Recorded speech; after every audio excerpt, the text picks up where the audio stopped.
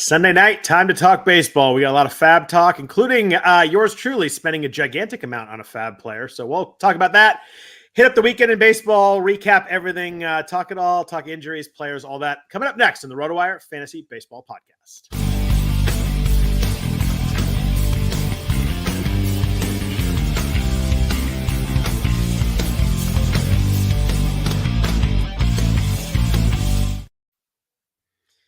Happy Sunday evening, everybody. Welcome to the RotoWire Fantasy Baseball Podcast, sponsored by Prize Picks. We appreciate them for the sponsorship. I am Scott Jenstad, joined as always on Sunday nights by Jeff Erickson. Jeff, how is everything in your baseball world there? Good. I'm now going to be watching a lot more Brewers games than I had been already, although I watch everybody. But is that a Robert Gasser reference? It is a nice. Robert Gasser reference. I figured it was not. I'm trying to figure who else you could have picked, but I figured it had to be a Robert Gasser reference. Yeah. Well, and I got him in multiple leagues, and I got him in the main event, especially. And nice. We'll talk more about that. For sure. I needed a lot of help in pitching there, so we got some at least. We'll see what happens. For sure. We will get there. First, I want to ask you just talk about Paul Skenes first. I know I'm not going to bring it up in FAAB just because at least in NFBC world he was rostered everywhere. I assume most leagues he was rostered everywhere. I mean, we're talking about the biggest pitching prospects in Strasburg. But I tell you what, that game was really fun. Rarely would I have turned on a Pittsburgh Chicago Cubs game on a Saturday in May to watch. But that was fun. The crowd was fantastic in that game. Like every time they got two strikes, it was like a playoff game. The first scene, I mean, it went a little sideways near the end. You could tell he was amped up. He was throwing he threw a lot of fastballs, kind of, I guess it would be across his body, kind of down and in to lefties or away and in from righties, or away and down from righties. But you can just tell he's a little bit amped up, but the stuff is really nasty. It was fun to have a lot of attention on baseball with that start. It was. It really was. I didn't get to watch it. I was my daughter wanted to play some golf, so we played golf together, but tried to catch the highlights after, and I'll try to see if I can find a rewatch later on. But point is, if I have Paul Skenes, I'm going to start him. So the fact that whether I saw him or not doesn't really matter too much. The only leagues where you could have picked him up now were, like, say, if you had a prohibition from drafting guys that were sent down and you had a late draft, something like that. That'd be the only way to go about doing that there. So if you do nothing else, just watch the first two Seiya Suzuki at bats. Okay. 6 pitches total with 2 strikeouts. Okay. And it struck him out in completely different manners in both at bats, and both were equally impressive. So was it Strasburgian? Did it it obviously didn't go as deep because Strasburg had 14 Ks in his debut. Yeah, it was not quite. I felt like it was a less polished Strasburg. When Strasburg first came out, you're like, this guy's ready to go right now. I just felt like he was really amped up. It was just you could tell he was overthrowing a lot of stuff, especially when we got to 2 strikes. He was trying to get strikeouts. He was ramping it up, but had 7 Ks. His over under was 5.5 Ks. So I know some people cashed on that bet there, but it was really fun. It went a little sideways. A couple of his inherent runners scored, so the line didn't look great. The whip was a little bit high, obviously. Right. What I wanted to ask you is, I know you wanted him in places. What do you think about his fantasy outlook here? Because I mean, the big problem is pitch count. I mean, he threw 74 pitches. That might have been 84. His highest. Was it 84? Yeah, it was 84. Oh, that's right. He came back out. He had 74 after 4. But the 84 was his highest of the year. Do you think he's kind of going to level off there? Do you see him ramping up a little higher than that? It just, if he's an 80 pitches, 5 innings might be tough some games with all the strikeouts he has. Obviously, the stuff is there, the makeup's there, everything's there. What do you think about him fantasy-wise for the next 4.5 months of this? So I kind of think this is going to track similar to Jared Jones, that they're going to ramp him up a little slowly. And Jones had that infamous 59 pitch outing, and there was some that was less days rest than usual. So that was one of the reasons behind that. You start seeing Jones now in the 90 pitch count range, 88, high 80s, low 90s. And I think that's, he's going to have to learn to be a little pitch efficient if he wants to get pitch deep. The other thing that's kind of concerning is the Pirates currently have a 6-man rotation. So that's, one start fewer every 3 weeks, basically. Yep. And but then that allows them perhaps to get them through the full season, so they don't pull the useless Yuri Perez, Steven Strasburg play where you shut a player down at some point in time. Maybe you get if knowing that he has an extra day of rest every time, maybe you do get him go a little deeper in games too, knowing that extra day of rest, that might help also. True. So we'll see how the Pirates handle this. I mean, it's only the most important thing they'll do in the last 10 years. Right. Is managing Skenes and Jones, right? Talk about a 1-2 punch, though. Oh yeah, absolutely. Really fun, and it was fun to see.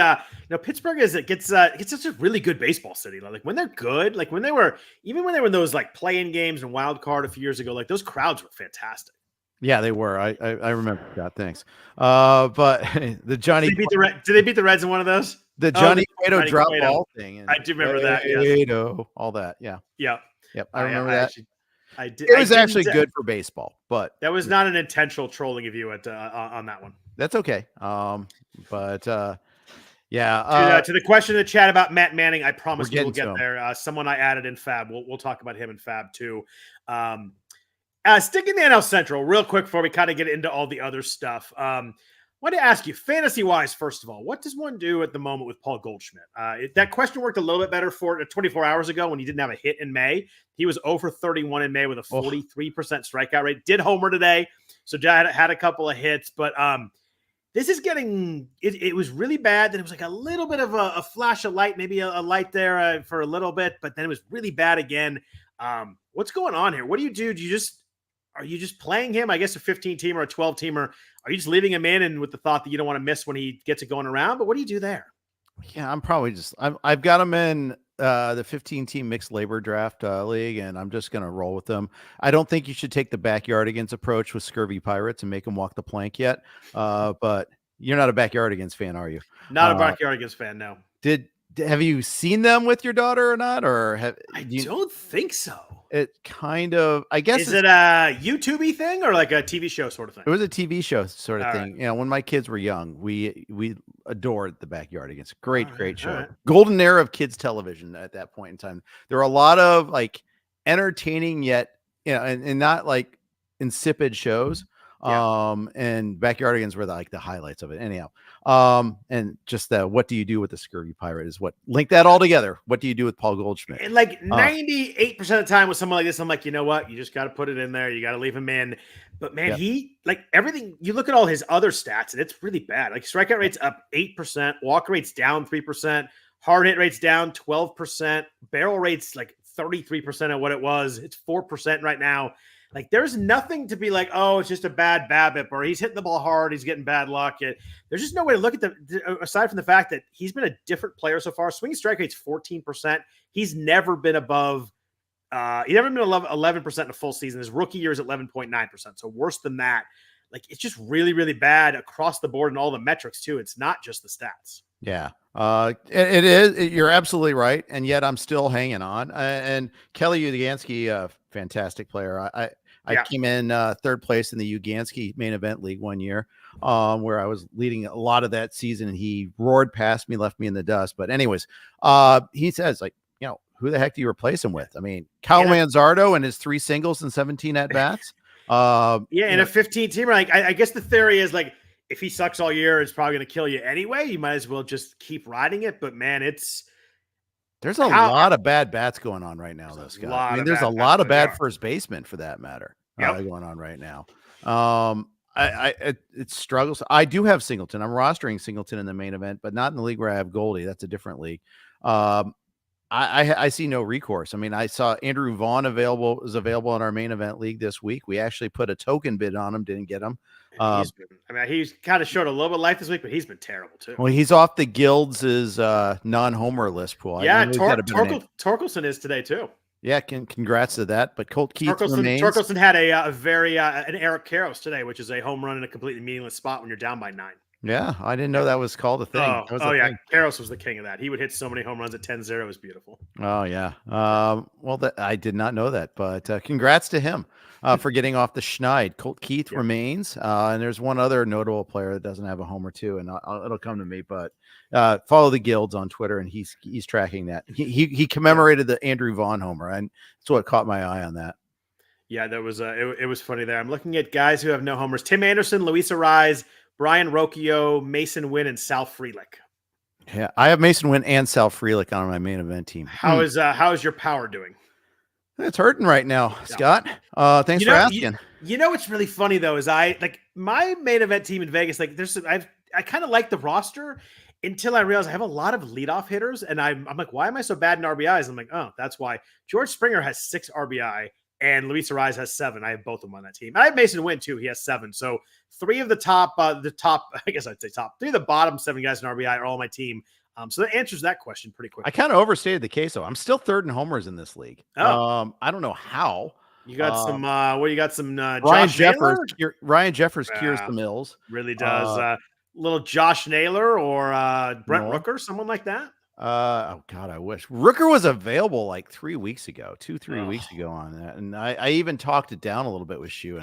He's had a homer like every day since then. I know it's another one of those like things to me there, but yeah, it's fun. I think Taylor Ward has gone a month without a homer. I think Mitch Haniger is hitting like 140 over the last 2 weeks. Batting average is tragic on this team. That's where I'm really hurting. My team is hitting 230.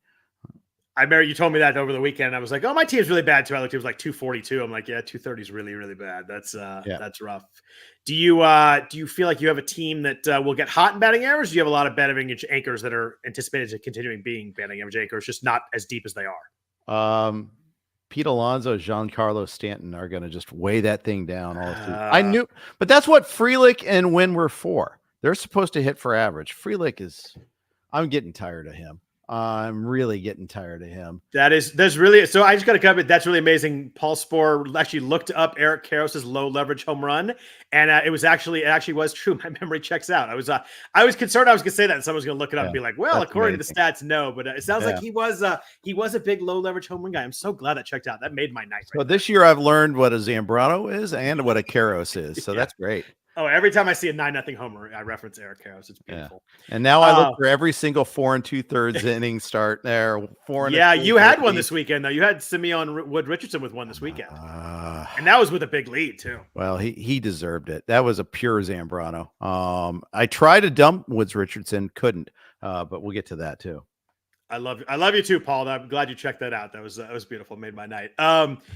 Jeff, as we mentioned Goldschmidt, you're a topic you probably love. Are the St. Louis Cardinals done in this division right now? I know no one's really run away. The Brewers and Cubs are pretty good.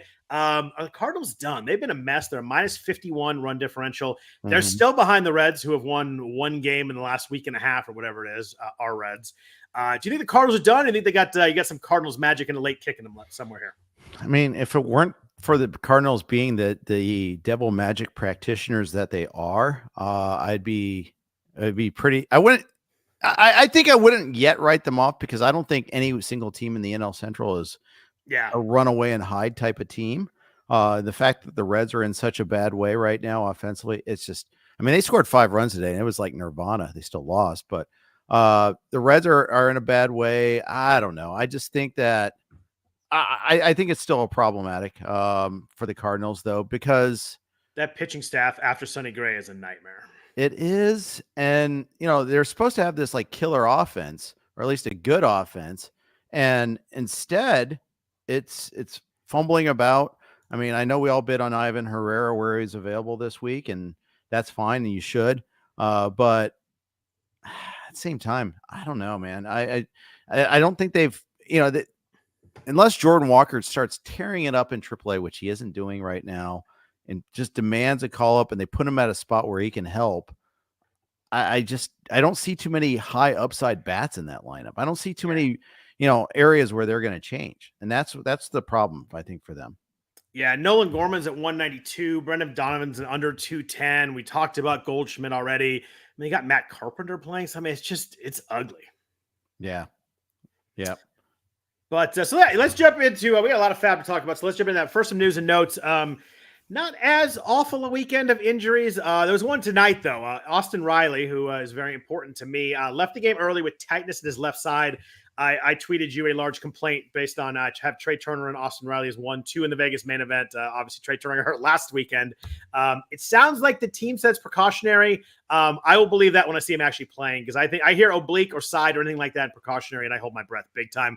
Although Brandon Nimmo had a similar issue and hit a home run tonight to walk off the game. So maybe we got something going there. But I'm worried about Riley. I'd like to see him in the lineup pretty quick here before I can take a deep breath. Yeah, absolutely. And I know you've been star-crossed already. And so that has something to do with it too. And Austin Riley is another guy. That like whole first half of the Braves lineup between Olsen, Riley, Acuna, and Michael Harris Jr. All of them. I mean, the Braves have been really good still, but all of them have been not what you expect. Yeah, exactly. And it's if it weren't for Ozuna, I mean, we'd be it'd be just an interesting situation. The fact is, they're trailing the Phillies, but they're still comfortably in the playoffs. Yeah. And they lost Strider too. So I mean, they've got all sorts of issues there. I mean, a serious injury to Riley would be a real problem for sure, though. Yeah. Look at him, and it's a real problem for people who are looking for third baseman. I've got a league where I have both I have a 12 team or an online championship team where I have both Riley and I have Cabrian Hayes. Like, I had to pick up 2 third base eligible guys this week. Yeah. Luckily, we knew that we had the Riley news at least before FAAB, but yeah, that's brutal right there. And third base is an impossible spot to fill right now. I've been trying to do it it feels like a month and a half, but it's tough. You mentioned Cabrian Hayes, 10-day IL with a back issue. Jeff, he was a cut for me. Spring training stats don't matter. Not a bit.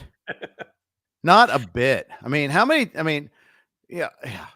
Don't even get me started. I mean, there's probably like a tiny bit they matter, I suppose, if you're trying to find something, anything like the guy winning a job or something. But man, it's just a nightmare looking at trying to follow one thing and then seeing another. No, it's terrible. And I liked Hayes' second half last year, so there was a lot more to it than just the spring training. But it surely got ramped up. But man, he's been horrible since the season started. Yeah, and just another third baseman too. I mean, it's been a star-crossed position this year. So many injuries, so many failures. I mean, we're going back to the Cardinals. Arenado has been pretty poor too. Not as bad as Goldschmidt, but still pretty poor. Yeah, it's been a very rough position. I'm even in like an online. I'm having trouble like in a 12 team. I'm having trouble finding anyone to replace guys that are hurt. I have Royce Lewis in that league, and obviously he got one at bat. Still two at bats, homer, and then a single, and he got on, and he hurt himself running the bases. Still hitting 1,000, which is huge for my batting average. It's just the sample size might be a touch small. Jim Pechorik's trying to rival his career there. Tom Pechorik's brother went 3 for 3 in his career and never played again. That is some good knowledge there. It's like the opposite Moonlight Graham right there. Yeah, exactly. Kenta Maeda went on the IL of viral illness, and they also said he's going to need a rehab assignment after that. So it sounds like we're talking probably 3 weeks till Maeda's back, and it felt like this was coming. Although I didn't expect viral illness, I expected some kind of arm injury because he's been less than ideal so far. Yeah, he's making us sick is what he's doing. I mean, he's just so both Hayes and Maeda were cuts for me in 12s this week. Because it was both injury and performance. And it's just like, I need the roster spot. Yep. If you're holding Royce Lewis, if you're holding Luis Robert Jr. and, holding others, something's got to give. At least I got Skenes active this week, but I mean, something just has to literally give. And it happened to be like Maeda and Hayes in some places. I had that 2 weeks ago. I had to drop Garrett Whitlock in a main event because I had 5 pitchers and I just needed to roster them. It's going to pain me. He's going on a rehab assignment next week, and this week. That's going to be really tough to stomach in a 15-teamer. But I had to be able to throw 9 pitchers, and I couldn't do it if I held all the guys. Yep, that's right. Rob, the person that asked Rob, the candle today is tangerine and vanilla, so it does smell really good in my office right now. I was just gonna comment that you're a candle guy. That's cool. I do. I like it to smell pretty good in my office. It's kind of a mess otherwise, but I like to smell good at least. Yep. Michael Conforto win the 10-day IL with a hamstring strain. Just a heads up there if you're playing in a 15-team or deeper league, that's a Conforto's out. But add the Jung Hoo Lee injury, which is pretty serious. I mean, I got to think he's out a month and a half or something. Yeah. So Lee got hurt in the first inning of today's win over the Reds. And I think it is going to be pretty serious with him. The official diagnosis was separated shoulder. All about the shoulder injuries. I do. Yep. He's going to undergo an MRI tomorrow. Did you react to that at all? I looked up Luis Mato's AAA stats as soon as he got hurt, and I'm like, it doesn't look great. And then Helio Ramos has been called up. So we've got a couple of options there in Giants land, but I wasn't really excited about any of them. Well, Yaz was available in one of my leagues. Oh, that'll work. Yeah, playing time is fully locked in there now. Right, and Ramos was in my waterfall. So that's the way I kind of approach that. If Yaz was available, I even did more than a minimum bid on him. I went Matos in my waterfall with the thought they've got to call him up because I don't think anybody else can play center field more than anything. So I think that that's true. Slater's hurt too, remember too. So that's another one. I think Matos is kind of the only guy that can play center. So I assume once they put Lee on the IL, it'll be Matos coming up. But I flipped on his stats and he's hitting 218 in AAA so far. I mean, only 140 plate appearances, but 3 home runs, 3 steals. Last year with the Giants, he had 2 homers and 3 steals and like 250 plate appearances. So just kind of like. I know they can play Tyler Fitzgerald in center field too, but I do think they call it Matos. I think he's. Oh, there you go. There's someone. A couple of people mentioned that Fitzgerald. Yeah, and let's talk Fitzgerald because I know I've seen his name mentioned a couple of times in the comments when we do the live stream. And Fitzgerald has 4 bags. He has a modicum of speed. Had a big 2023 after a struggle in 2022, at least in the minors, that is. And he's been holding his own this year. Only 50 plate appearances, but a 767 OPS. Does have a 38% strikeout rate to go with that though too. Yeah, 2 to 19 K walk to K. I did just see that. His BABIP is 444 at the moment. So what you're saying is you're not that interested, is what I'm hearing from you. I mean, I see 20 home runs and 29 steals in AAA last year, and yeah, I'm interested. I mean, and he was 2020 the year before that too. So yeah, there's some power speed there, but I think he's going to strike out a ton. I probably I'm not really interested in any of them, to be honest with you, but probably Matos a little bit. I can't get too fired up about any of them, to be honest. Yaz, your point about Yaz, best one. If he's available in the league, that's who I'd go for. Yeah. They also called it Casey Schmidt. They're give him some playing time because Nick Ahmed went on the injury list, and heaven forfend Nick Ahmed go. By the way, this team is a disaster. They are an absolute mess of injuries, and it's getting worse. A mess of roster construction to begin with, too. They're down to 4 games under. They're 8 games back of the Dodgers. This is a team that 6 weeks ago was like, I think we can compete after they signed, Snell and Chapman, and they look pretty much dead.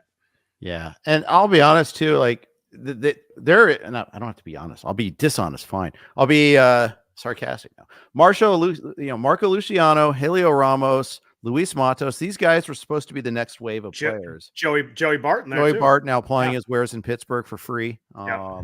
It's a failure. And the fact that they haven't signed big name free agents or developed their own prospects, that's a problem. Yeah, Blake Snell did throw a rehab outing. He's going to do one more. Susan Slusser, the beat writer there, reported he needs one more, just kind of get up to speed. So he will be back. He had an immaculate inning today, though. Yeah, he'll be back fairly soon, but probably not the week after this one. So probably another 10 days till he's back. But it's a mess, and getting messier in Temsco pretty quickly. Yeah, they still took 2 out of the 3 from our Reds. So that's also a messes. Yeah. Bryan Woo made his first start, looked pretty good, and then left with forearm tightness, which is not great. Mariner said he's expected to make his next start. I'll believe that when I see him on the mound. Yeah, especially because it's the same type of thing. That's the thing that's really concerning. I'd like to see him healthy. Hopefully it works out, but man, that's scary. Yeah. I would find it pretty surprising if he gets on the mound on Wednesday where that's supposed to be, which is disappointing because he looked really good in his rehab starts, looked pretty good when he was pitching there. And then, forearm tightness. I assume he's going back to the IL, and that's going to be a drop decision here at some point, which is really, really tough when you've been holding him. If you held him kind of with this thought that he's going to be ready in May, and maybe he's not. We talked about Brandon Nimmo. He came back and pitched it today. I assume he's going to be okay going forward. Kyle Schwarber missed the weekend with a sore back. Should return Monday or Tuesday for people with Schwarber getting the lineup. Some good news on some pitchers. Grayson Rodriguez had a 30-pitch bullpen session on Sunday. We mentioned Garrett Whitlock earlier. He's having a rehab assignment start Wednesday. So maybe, 2 or 3 starts for Whitlock, and should be back in a few weeks. Yep. This is the grab bag section here. Yeah. And Nimmo, it was cool because they interviewed him during the game. He's like, yeah, it's not a big deal. He seems like a really fun, good dude in that interview. I really enjoyed his interview. Yeah, it was good. Yeah. And he pretty much confirmed. Yeah. It's not that big of a deal. He made 2 catches also in the 8th inning, and after coming in on that too. So, all good news there. I was like to saw the news on Zack Gelof too. It helped inform one of my decisions on who I could drop in one of those situations there. Yeah, So, he's on his rehab. He homered on Saturday. It's kind of like getting up the playing time going, but it seems like he's headed in the right direction for sure. Yep. So let's jump into FAAB. First note from our sponsors at Prize Picks. Prize Picks is the best way to get action on sports in more than 30 states across the country. Prize Picks is really simple. I can make my picks and submit my entry in less than 60 seconds. You pick more or less on 2 or more player stats and watch the winnings roll in. Jeff, I'm going to go with tomorrow night with this. We got NBA games. We got Cleveland, Boston. We got Dallas, OKC, both in 2-1 series, big games. I'm going to go Shai Gilgeous-Alexander over 6 assists, Kyrie Irving over 22.5 points, and Derek White over 8 rebounds plus assists is my 3-teamer there with Prize Picks. I really like those 3. Quick withdrawals, easy gameplay, an enormous selection of players and stat types are what makes Prize Picks the #1 daily fantasy sports app. Download the app today and use code ROTOPOD for a first deposit match up to $100. That's promo code ROTOPOD for a first deposit match up to $100. Pick more, pick less. It's just that easy with Prize Picks. So Jeff, let's go FAAB hitters first. The person I picked up for big money was a pitcher, but let's go hitters first. You and I talked a little bit about Kyle Manzardo last week. He had gotten called up right on Sunday, I think last week, so he wasn't available. He had not played yet to be available in NFBC leagues. He was like 25% rostered already in main events. What did you do with Manzardo? You made a joke earlier about his 3 singles and 17 plate appearances. He has not done much yet. Playing mostly versus righties, but not every day versus righties. So there's a little bit of playing time issue. Were you aggressive here? Or did you kind of pull back from what you would have thought you would have done last week? Where'd you fall in Manzardo? Prospect gets called up. We get excited. Prospect either fails or doesn't even play as much as we think it does. Lather, rinse, repeat. Man, this happens. Are you making fun of my Tyler Black ad from last week? No, I am not actually. I'm talking about Heston Kierstad. I'm talking about every week. It's been that way. Yeah, we've been disappointed by so many of these prospects. I lowered my bids on Manzardo. We didn't get him. I bid like 50. I was all set to bid triple digits, no problem, and I lowered my bids. I could be, and one of these guys is going to be a bargain because of the depressed market. And it might be Manzardo, but I mean, he's struggled to hit for power at multiple levels before too. So, and I think Cleveland's a tough place to hit. I think they're not going to let him play against lefties. Who knows what happens when Quan comes back? I'm going to, I would have taken him for a discount. It didn't come. I was flipping back and looking. Is the one offensive guy that got called up, Andy Pages, the one guy that's worked out? Is he the only one really that's been like a big digit kind of guy? We talked about Pete Crow Armstrong. We talked about Tyler Black, Joey Loperfido, although Loperfido had a couple hits today. None of the big hitting guys have hit quite yet, though. I think probably Pages is the best one. I think you're probably right about that. Now I got to look it up to see. I was just scrolling through the triple digit winning bids in my leagues is kind of what I went with. Yeah, I'm going by earned auction value. Going to try to look at Jonathan Clase clearly did not work out. Yeah, and I spent some money on that in the AL Tout Wars. That clearly did not work out. There haven't been too many. Like Jerickson Profar was a free agent in some leagues. That's who it's that. I was like, what year are we where he's a stud prospect? Yeah, but he was for a long time. But I'm just trying to think of. I'm just trying to think of free agent bids that have worked. That's how I was wired. Colton Cowser, but he's struggled lately, and he was a big bid for a while. And here I'm like, I had him already rostered. Well, he's slumped like everybody else on my team now. Westberg was probably not a free agent anywhere in 15-team leagues. Rooker was a free agent in some places, but again, not a rookie. I'm trying to find one rookie. Joe Adell's worked out actually. Yeah, he was the one that the bids got ramped up. Kind of that. I think he had a homer on that Sunday, so he has he has like 7 home runs now. I think he has 6 or 7 stolen bases too. So he's probably the one that at least if you bid him, picked him up when the bids were out, you're pretty happy about that. Yep. I think Paz is the other one though. I think Paz has been really good. Yeah. Well, what about your boy Abreu? Yeah, he's been okay. He hasn't done a ton. I'm liking him this week. I think the Red Sox have 6 righties this week, so I do like. I do like Wilyer Abreu this week. I like where he's hitting too. Yeah. So verdict's still out on him, but he hasn't disappointed really. Yeah, he's hit 284, 3 home runs, 5 steals. He's not hurting you, but I like to see him get going a little bit more. And a lot of righties. They faced a bunch of lefties over the last couple of weeks. So I've kind of been. Yeah. I hadn't had him in the lineup as much as I wanted to, but they faced a bunch of righties this week, so that. Hopefully that one work out. I was with you with Manzardo.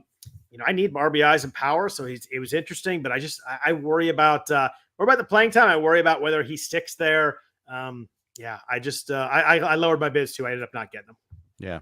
And I could regret it someday, but yeah, I wasn't ready to spend big to find out.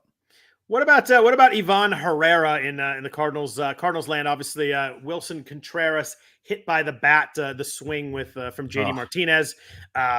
Weird play. Do not watch the replay of that. Yeah, one. It's not good at all. I remember I watched it really close because someone said, I forget it was, someone said, "Oh, he got hit in the backswing," and I watched it like he got hit on the I don't know, it's called the front swing. I don't know if that called it like the swing. The actual swing, right? Yeah. Like you never see that, but I mean, he hit him dead on. You're right. It's gross. You can actually see the arm kind of break. And the Cardinals told him to scoot up so he could better frame low pitches.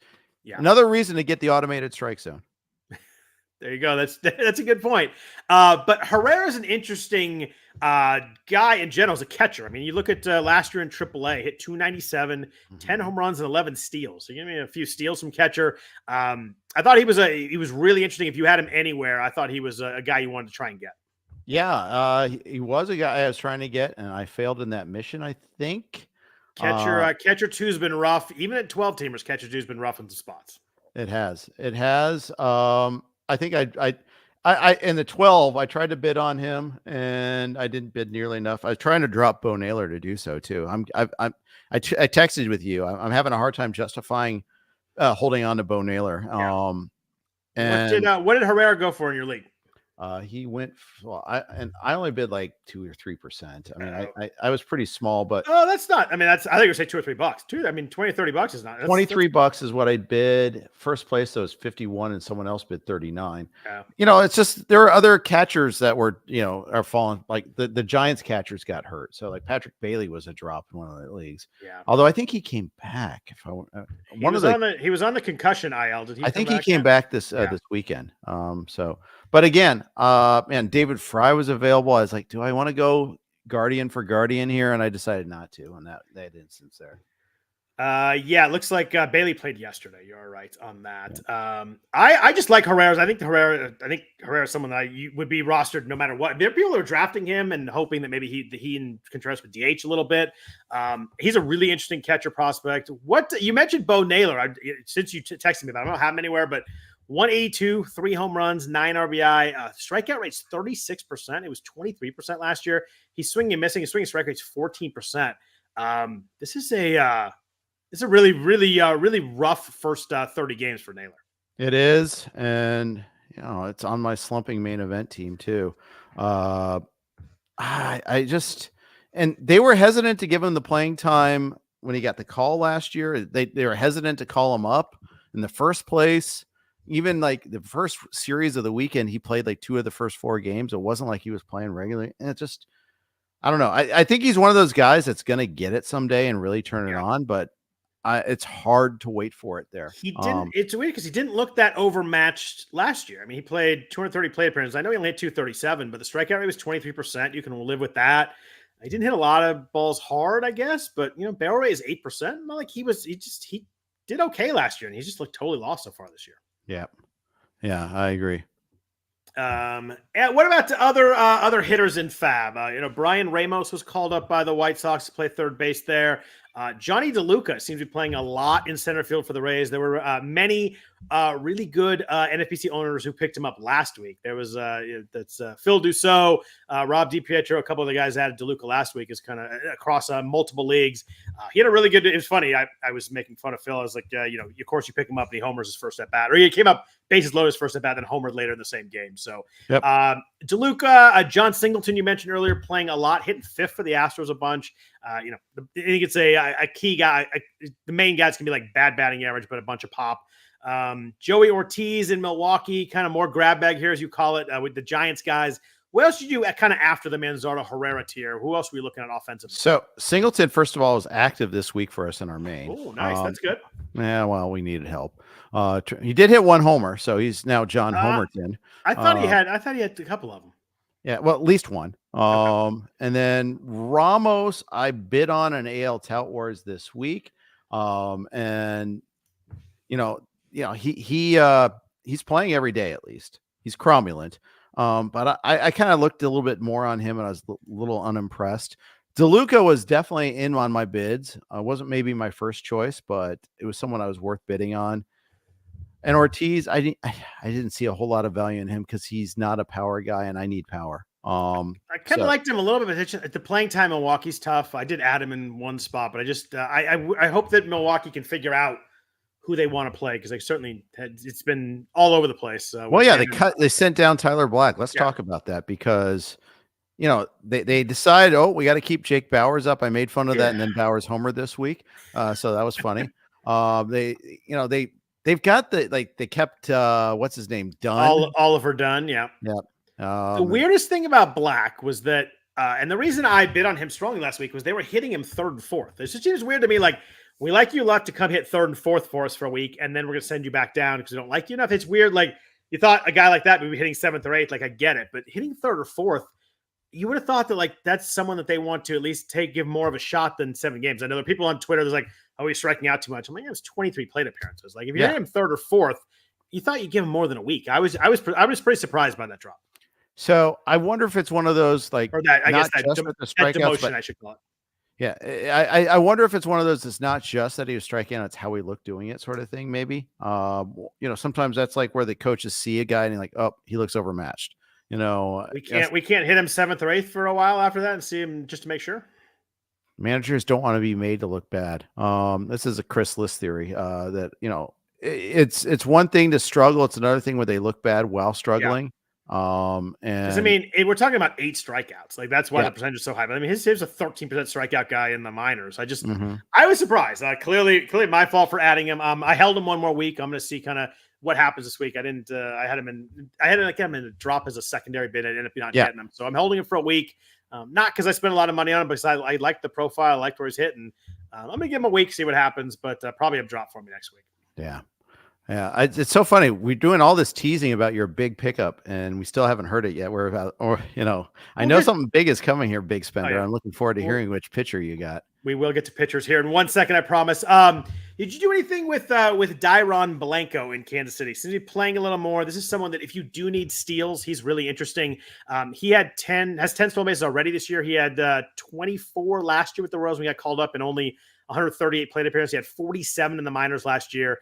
Certainly seems like if he could find a way into playing time, and Kansas City's outfielders are not especially impressive so far this year, including our friend MJ Melendez, who I know we both really like. But with him, Adam Frazier's DHing some. Kyle Isbell hasn't been great.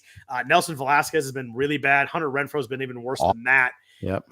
It seemed like there's a path here where Blanco could get some playing time, and if he does, I mean, he's a huge stolen base find in fantasy leagues. And you're stating the case really well for this. It's kind of interesting. And yet I look up, and every time I look up the Royals, they're doing well. Yeah, it's weird. It's so bizarre because they're scored 194 runs. They've given up the second 49. Second least runs given up in the American League. Yeah, I mean, and they're among the leaders in runs scored too for that matter. I mean, with all these guys not hitting, they've somehow scored 194 runs. And Bobby Witt's leading the league in runs. Well, he's very good at baseball. Yeah. And so is Sal Perez. So I mean that's the start of a good argument. Vinny P has been okay, better than when he started, but still okay for a first baseman. Where's it coming from? How do they have so many runs? Am I missing someone that got hurt and not on the roster right now? Like, it's weird. They do have a lot of runs, but it's hard to kind of piece where they all come from. Yeah, that's what I mean. That's what I'm struggling to find, like, who are. I mean, Michael Garcia. Okay, he's got 20 runs, but I mean he's got a 290 OBP. Yeah, I was gonna say OBP's under 300. He hasn't been good either, and he's leading off. Good for a week, basically. Yeah, help me out here. Bobby Witt has 37 runs scored to lead the entire major leagues, and then I don't know what to do after that. I mean, they have a team OBP of 306. That's not good. Yeah. It's still better than the Reds, I think, but I don't know. It's really just Witt and Salvi. Yeah, I mean, Witt's been unbelievably good, and so has Perez. I don't think Blanco's any good, by the way. I just think he could. You could fall into like a John Birdie kind of stolen base run at some point if you get lucky. Well, yeah, he's already got 10 bags. I mean, I just think he's a pure stolen base guy. That's it. Yeah. Did you do anything with that? The A's have 7 games this week. Did you do anything with any of their hitters? They face Houston on the front half of the week, and then they face Kansas City on the back half of the week. Abraham Toro's leading off every day. JJ Belay's hitting some bombs. I got Brett Harris. Tyler Soderstrom played twice this weekend. I was kind of interested in Toro and Blade were the two Those that were I the thought two were worth a bit. After two. Same. 7 games, good schedule, relatively at least. So yeah, those are the two I was bidding on. Yeah, I was kind of in the same place there, especially with the matchups. I think they face five righties this week. They do get Cole Reagans, who was really bad this weekend, and then they get get Framber Valdez. So there's 2 lefties they get, and they get 5 righties. Corey Lee in Chicago. If you need a catcher, didn't get Ivan Herrera. Corey Lee's kind of playing pretty well. 4 home runs, hit 286, not striking out. He's kind of taking that job in Chicago a little bit for the White Sox, catching a bunch of games. I think that 9% barrel rate. I think he's an okay catcher too if you need one. Yeah, and he's kind of a guy that I was always wanting the Astros to play a little bit more when he was stuck in the minors, and then briefly even called up instead of their over reliance on Machete. And it's ironic that they're both on the White Sox now.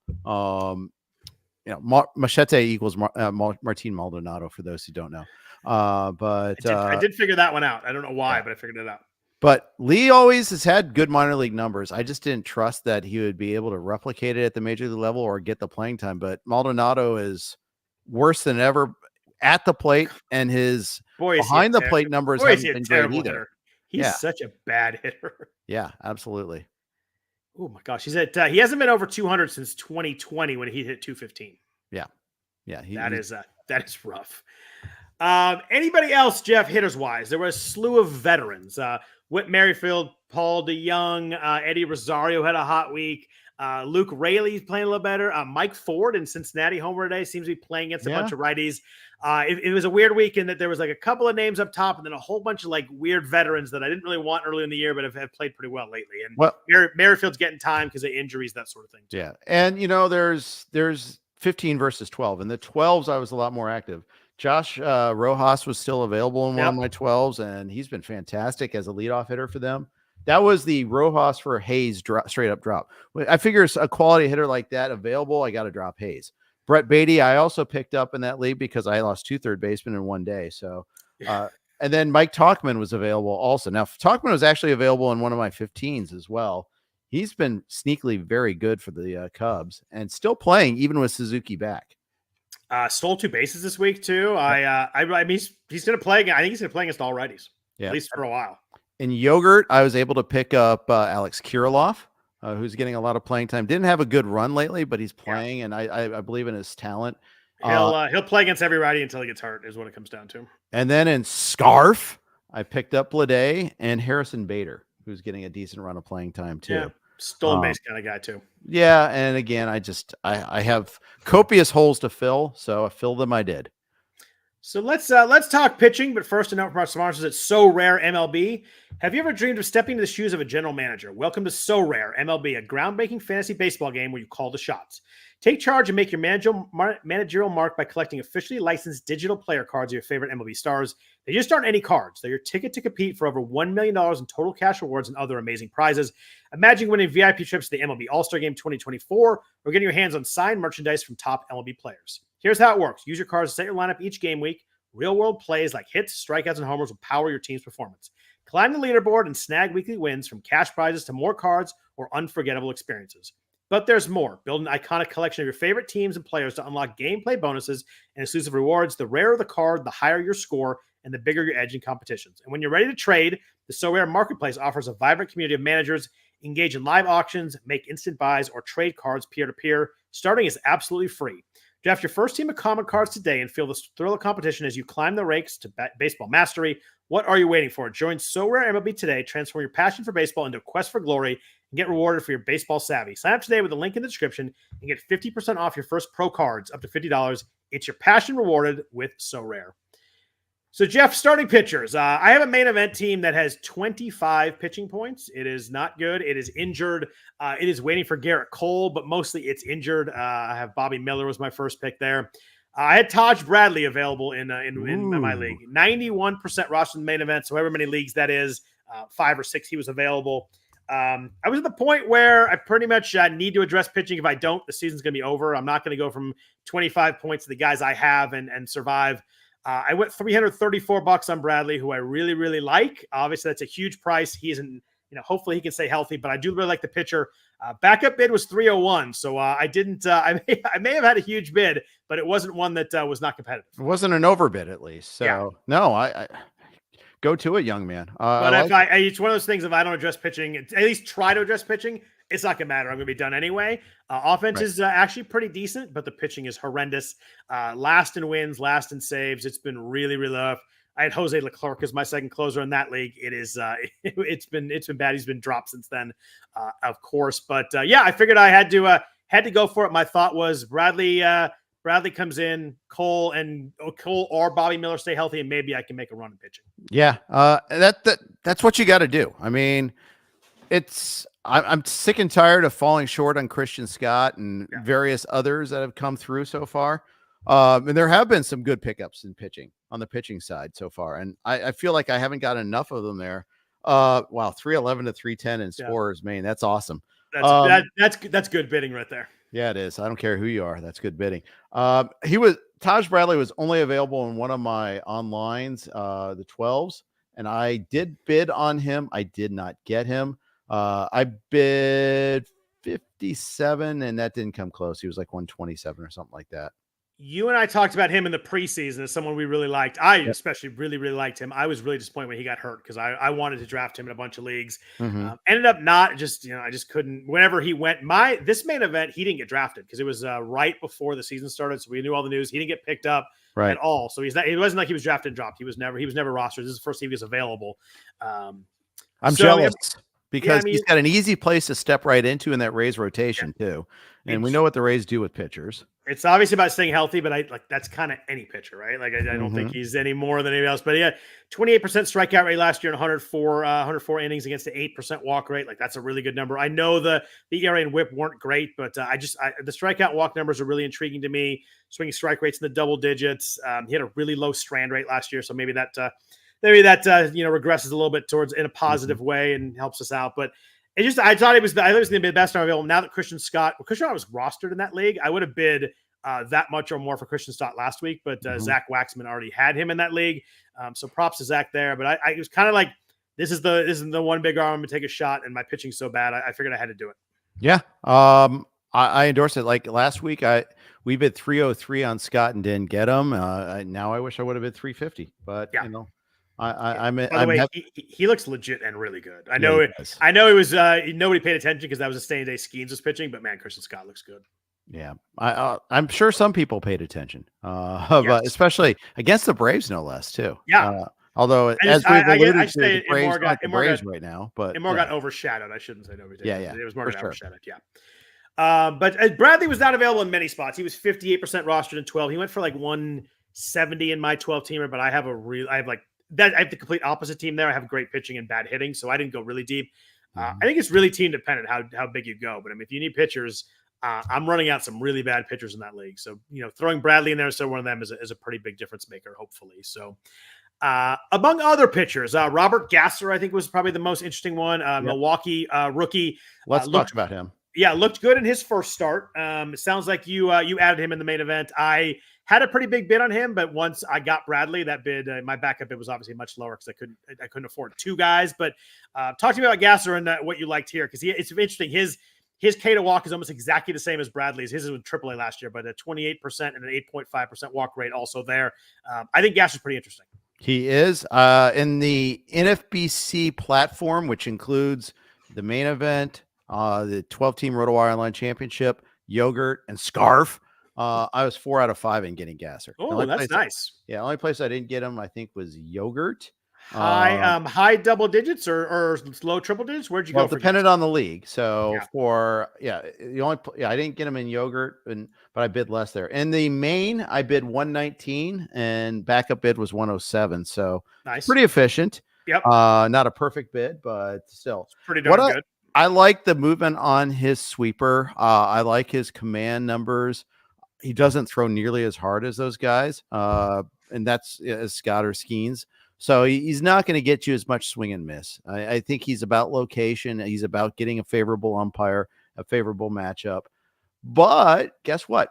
Favorable matchups are coming. The first two, his next two starts are home start against Pittsburgh, a road start against Miami. He's going to miss out on at Houston, which you got to like, and he's going to miss out on at Boston the following week. So, I'm not getting two starts, but I'm getting two good one start weeks. So he's getting set up to succeed. Zach Miley is out.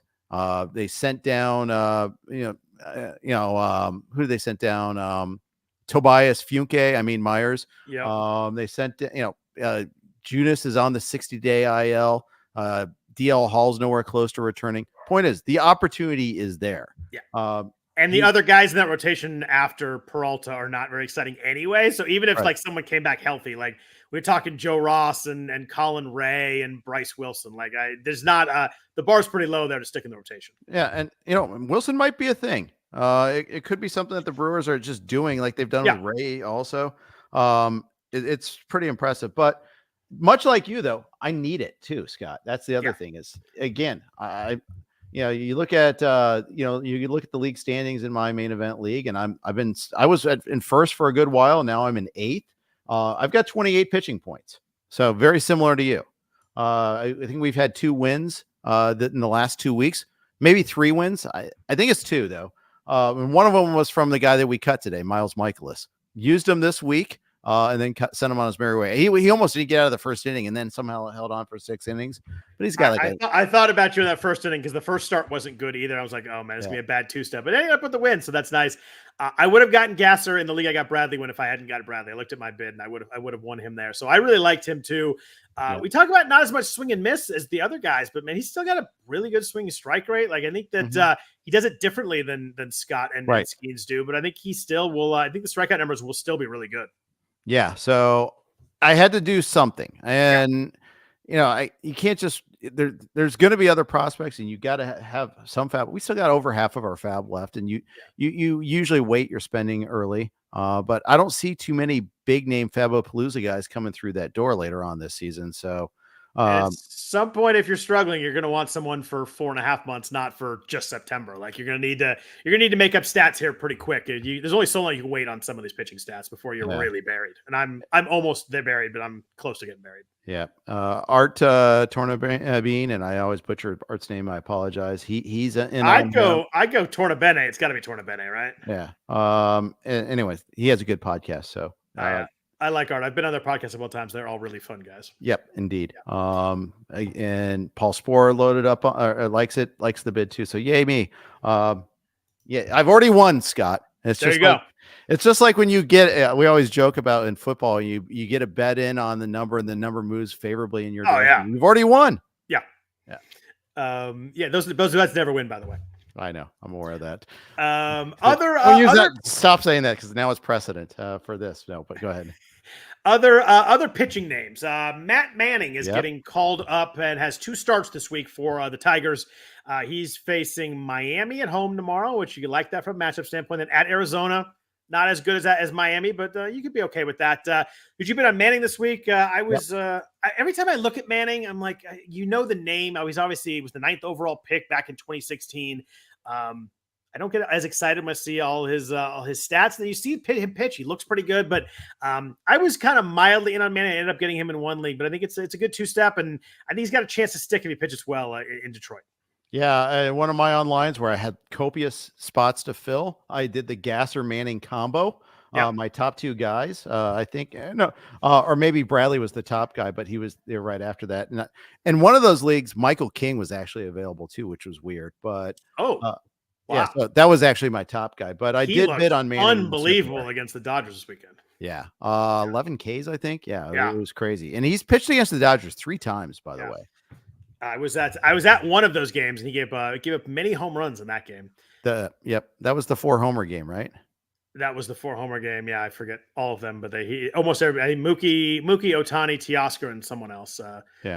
I've been to 2 Dodger games here, and Ohtani and Teoscar homered in both of them, so that's pretty good there. I'm looking at the Tigers' rotation. I said maybe he could stick with the good.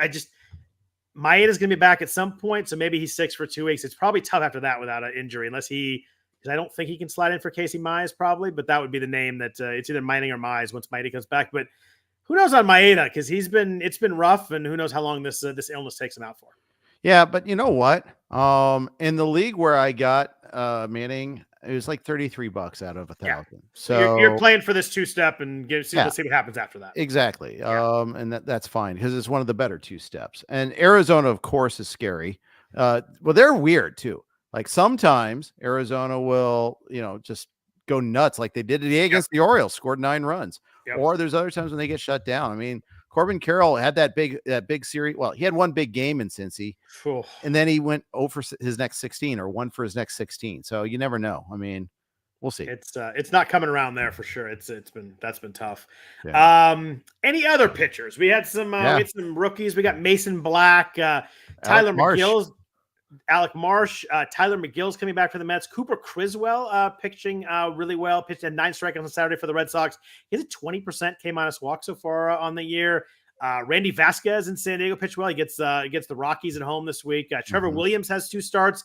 There were a lot of names I thought to kind of parse through and put in order this week, more than we had in a couple weeks. I don't after Bradley and Manning, and after Bradley, Gasser, and Manning, that was my order with those 3. The other ones are kind of mix and match, but I felt like there were some options at least. Yeah, Criswell is like sneakily a good whip guy. I liked that one. I don't know if I got down to him. I had him like 4th in my list after those top 3, but I kind of like that. The K- walk is really intriguing so far on Criswell, and you got to figure with Boston, they score some runs, might get a chance some wins, which is what I'm really looking for. Yep, exactly. I mean, you and I were talking how we're hurting for wins. You're hurting even more than I am in that one league. And it's like everyone got to commit to getting some 2 starters. Yep. You just have to do it and take your chances. I mean, just grit your teeth and bid on Trevor Williams, I guess. But I mean, that second start against Philly is. I know. I looked at that. I'm like, oh, he gets the White Sox first. Then I scrolled over. And I'm like, oh, at Philly. I'm like, I'll move him down. I moved him down under Criswell after seeing that one. Exactly. Did you do anything with last 2 starts have been really good? Chris Paddock in Minnesota. He does get the Yankees this week as part of his 2-step though. Wasn't constitutionally opposed to it. Didn't go crazy after it either though. I can't believe how well Roy McIlroy played today. By the way, he's just on TV right now. Yeah, you got Sports Center on too. He just freaking dominated that. That was old. That was when Roy's going, man. Nobody's better. It's so fun. Yeah, exactly. There were some interesting performances in other sports today, and it was a good 2 TV day, that's for sure. Man, that hole out was ridiculous, but yeah, it was a good 2 TV day. Yes, I'm glad you like Criswell too, because I thought that was an interesting one. Someone I'm going to watch too. I know he got added in every league, so someone that if he pitches well this week might be someone that I'm looking to add next. We just didn't get quite down to him. But Mason Black in San Francisco, I kind of it came down to I like the pitcher. I wasn't sure how it's going to stick rotation wise. He's obviously Blake Snell's going to make one more, so maybe he just only has 1 week. But he does get the Rockies at home this week. He pitches next week. He's at Pittsburgh. The schedule kind of intrigued me with the thought that I think he probably gets 2 more starts. Yeah, I guess he's just not going deep into games. That's my concern. We'll see, but I mean, I think the opportunity is there at least, and he's in a good ballpark for some of these games. So that's okay. Vasquez, the home start against Colorado is always good. Yep. I don't really know a whole lot about him otherwise. Pitched really well his last start, which kind of put him on my radar. Plus the matchup there, he was. I guess he only, and then I realized he only threw 4 1/3. He had 6 strikeouts, so he pitched well. But I was worried about him going deep into games too. Yep. Reliever seemed like. I got to ask you one more. I'm sorry. Oh, please do. Go for it. Yeah. This has been in the forum. Alec Manoah. Any interest in him? He pitched well today. Against the Twins, no less. I do not trust it even a little bit, to be honest with you. He's facing he gets Tampa and then at Detroit, so like fairly workable matchups there. Yeah. But it's 6 strikeouts today, only 1 walk. The 1 walk kind of being the key to that whole line, because he had 4 walks in that first start against Washington. He was so all over the place in the minors too. I just I did not do it. I think that obviously there has been upside there in the past. But I just think that I don't trust it. All 3 runs were unearned today for him. The Blue Jays, one of the sneaky stories about them is their fielding has been horrific this year. That Davis Schneider play in left field the other day was really bad. That was so bad it was artwork. Yeah, Frank Amarante on Twitter, who is a fantasy guy tweeted that I looked like him on his Sunday softball league, and I was like, no, even you make that play in your Sunday softball league. No, I know who you're going to go. That was rough. We know who we're going to go to for left field mistakes. We have a sort. We have our gold standard there, and that is Scott comparing himself versus Jeff McNeil as a left fielder. That game you and I were at, I still make that play. I'll maintain that. Yeah, I think you're right. Any relievers? This felt like a week that there was not a lot in the reliever market. Jalen Beeks had a couple saves in Tampa, but that felt more to me like matchup based. And obviously Fairbanks is back now, so it kind of was not interested there. Alex Lang, I picked up in one league. He's still only about 50% roster in 12 teamers. Jason Foley, like pitched in the seventh the other night. I know is a kind of a high leverage spot, but Detroit's kind of mixing and matching a little bit open there. If someone could take a run of 2 or 3 saves, maybe take the job. Michael Kopech was down to 75% roster in the 12 teamers. He had 2 saves this week. Seems like they're maybe using him a little more as a traditional closer here these last 10 days or so. I thought about Lang until I saw what he did today. And then I'm like, nope, no, thank you. How many hundreds of walks did he have today in that game? Well, he gave up 4 runs. So that's I figure it's gonna be a while before they trust him again. Trevor McGill was still available. 5 hits and 2 walks for Lang. Oh, that's an ugly outing. Trevor McGill's available in what format? It was in. I thought last week was kind of the last chance to get any kind. I thought so too, but I saw him available in yogurt, and I got him. Yogurt is weird. 47-4. I got him. Oh, he's had 3 saves the last 2 weeks, and Piamps is on the bereavement list now. I mean, I think it's clearly McGill is the top guy there right now. He hasn't given a run since April 19th. Yeah, so that's the only run he's given up all year, by the way, too. Yeah, yep. So I'm in on him for sure. It's nice to get him. Yeah, when your ERA and WHIP are matching under 1, that's a pretty good start to the season right there. Yeah. What do you think about Jordan Leisure Suit? Yeah, I mean, I guess if they conceivably they trade Kopech, I think Leisure had 1 save this week. He was the kind of the sexy guy who threw hard that everybody liked kind of in draft season. But he's not striking guys out, weirdly enough. He's thrown 16 innings. He only has a 16% strikeout rate. Mm-hmm. But the numbers have been good. The swing strike rate has not been there, though. It's very odd that he was a very much a swing and miss guy in the minors and has not been so far in the majors. I don't know. I think it's Kopech until they trade him, and that might be in July. So I wasn't too interested on Leisure. Right. And for the 8 save chances they have until then, too. I mean, I know that they've been smoking hot and lately. It's because Tommy Pham turned the clubhouse around. Yeah, clearly that's why.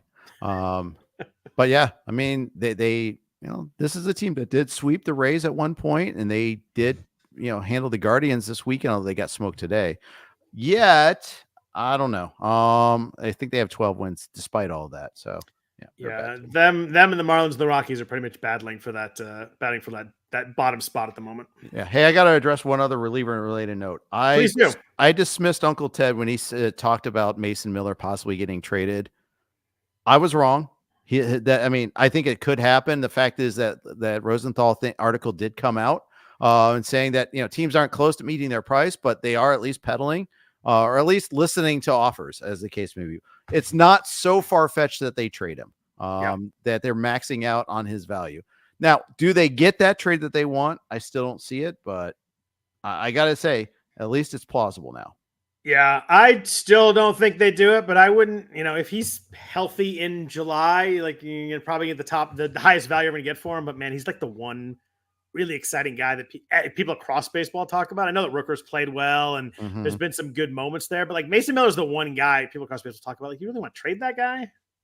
Yeah, that's how I feel too. And but same time, it just might be like if you blow us out of the water, of course we're going to trade him kind of thing, like in a fantasy league, right? Exactly. Yeah. And there's franchise memory of trading closers there too. Yeah. We all remember like Jason Isringhausen trade, Billy Taylor getting traded exactly at the right time. Yeah. And they get then their next closer in the deal and plus, and they seem to do well with those trades. So did they get Billy Taylor in the Isringhausen trade back? Is that how it worked? I think it was the other way around. I think they got Isringhausen in the Billy Taylor trade. I think they got Isringhausen from St. Louis and then traded him to the Mets. Okay. No, maybe he was from the Mets. He was the Mets St. Louis. You're right. Yeah. But they just kept on trading. They ended up getting Keith Folk, and I think they got a lot. Billy Koch was in there too. Right. Octavio Dotel was in there. Yeah. Yeah, they just kept on recycling closers. That was one way to stay cheap, and it's if you can do that, that's great. Now it's not the 1990s all over again, but hey, was it Isringhausen, Bill Pulsifer, and was it Paul Wilson was the third guy in that Mets Young Aces? Young Guns, yeah. Oh, the sequel. Yes. Kelly Ukansky mentioned Jordan Westbrook for Mason Miller. I'd probably sign on that right now if I could. Snap call. Yeah. Snap call. Give me the everyday player, even though I love Mason Miller. But yeah, I would take that. I don't think the Orioles are doing that though. But. No, I agree.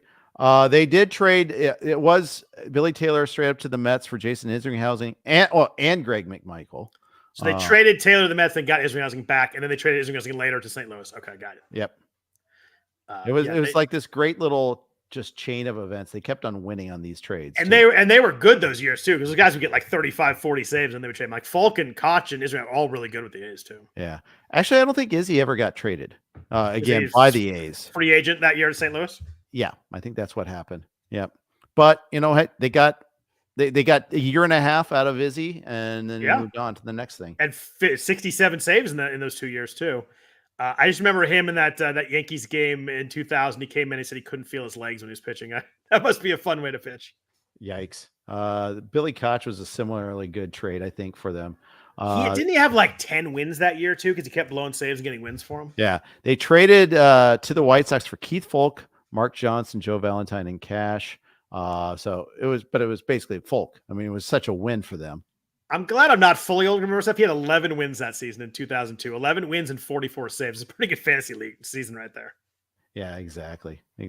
So beautiful stuff there. And then baseball reference is great. You can then gave up a friggin' 2-run bomb or 3-run bomb to AJ Przinsky in the 9th inning of that Minnesota game to put it out of reach. Which that didn't happen. Never mind. Yeah, sorry. Yeah. And then Ray Durham hit one off Guardado and it didn't matter. It was I live with these problems, Jeff. Yeah, I know. Well, at least you had that consistent series of problems for a while.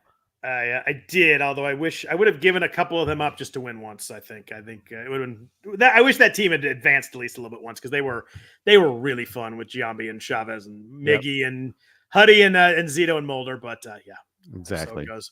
Last guy I want to ask you about before we get out of here, Jeff. George Springer. We mentioned him a little bit earlier. It's been a rough start. How do you feel about this one? He's hitting 200 right now. 3 home runs, 6 RBIs on the season. I know he leads off, but still, that's a brutal number through 157 plate appearances. He has 6 RBIs, and 3 of those are off his own, driving himself in. So some of this is the Blue Jays offense. A lot of this is him. 280 OBP. I think it went a little bit lower today, down to 273 today. Strikeout and walk rates kind of look the same. Hard hit rate has gone down, barrels down. His BABIP's really low, so maybe that's going to pop back up. But what do you think we landed with Springer? He's 34 right now. Are we seeing the end right here? I think we kind of speculated on the end a couple times already in his career. He was 2020 last year and he hit 260. Like he was very valuable fantasy wise last year. There was a year, like one of his last years in Houston. No, it was 2018. He had a 780 OPS. And we're kind of like, decline phase is hitting already with George Springer. And it was 974 the next year. But then again, that was Happy Fun Ball and Trash Can year. And then 899 the next year in Houston. And then Toronto first year, 907. So it's now starting to seem like more of a steady decline. And it's not just the home ballpark, although I do think the home ballpark is also part of the problem here too. Yeah, it's rough. I ended up with him in one of the main events. It's like not a target, but was like, he's there. It's kind of a safe guy. He was 2020 last year. Hard to go wrong. And it's gone wrong. Yeah, it has. And I don't know if it's fixable. Just because he's our favorite player. Teoscar Hernandez has been freaking awesome so far. Yes, he has. We were at the Dodger game on Monday, and I made some sort of snarky comment, like I think like 80% of his RBIs came in the first 10 games, and then he hit one to the moon as I'm saying the sentence. It was like 9 seconds after you finished the sentence. It was pretty amazing. He's got 11 home runs, 33 RBIs, 27 runs scored. Obviously, the Dodgers offense being incredibly good helps this a lot, but his hard hit right now is his career high at the moment, 53.3%. Barrel rate's 14%. He's always going to swing and miss, but he's walking a little bit more. This is the really good Teoscar that we really like. They can hit 260, but with 30, 35 home run pop.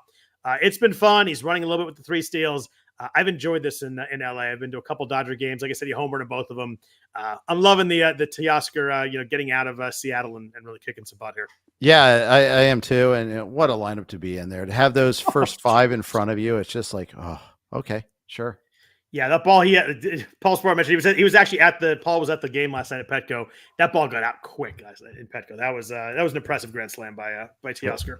It was, and we always like to say Teoscar. I just don't have him on my watch anywhere. Oh, I love it.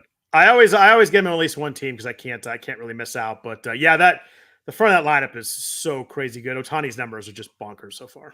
Yep. But cool. Well, anybody else you want to talk about? Anything else on your mind? Anything else that you want to address before we jump out of here for the weekend? No, not this time. I'm eager to see this week because I think there's going to be a lot of like our shiny new investments this week. So I'm kind of eager to see it there. And I'm going to be. It's weird. I'm low in FAAB in one of my main event leagues, which is not something I do most years. So it's going to be interesting. I had to act, and I can work around it, but it's still May 12th, so it's kind of scary to be as low as I am. But just be a little different than normal. Yeah, exactly. Well, hey, desperate times, desperate measures, and all that. So. Yeah, I mean, I'm kind of middling in 8th or 9th place, and that's not going to do much, so you might as well go for it. Yep, exactly. Yeah. Well, I thank everybody for listening. I want to thank everybody in the chat. There was all kinds of questions in the chat this week. Sorry, we can't get to all of them. We do kind of look up and see and answer what we can, but there's a lot of people talking to each other in there too. Always fun to see. I want to thank Prize Picks for the sponsorship of the podcast. Again, that code for Prize Picks is ROTOPOD, ROTOPOD for the deal there. Hopefully you jump over and play some NBA and NHL and MLB there. If you want to follow us on Twitter, Jeff is at Jeff_Erickson. I am at Scott Jenstad. We'll be back at you next Sunday night talking baseball. Hope everybody has a really good week and a really good fantasy week, and take care.